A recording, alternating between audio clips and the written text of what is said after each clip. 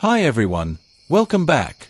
Today, I'm reviewing the Lenovo ThinkBook 16G6, a sleek and powerful laptop packed with features for professionals and students. I got this laptop from Amazon and the link is in the description, and you can too. Check it out for the best deals and discounts. Let's see what it's all about. First impressions. This laptop is stunning.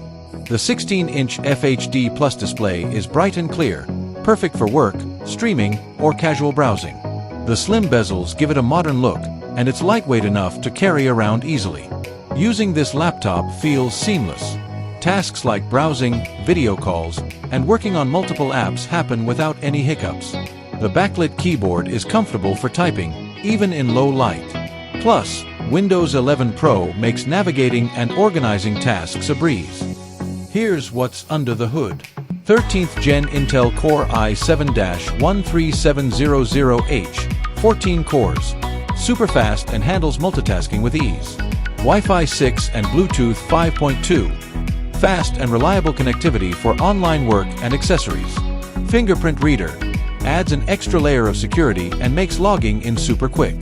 With these specs, it's clear this laptop is built for performance. Battery life is impressive.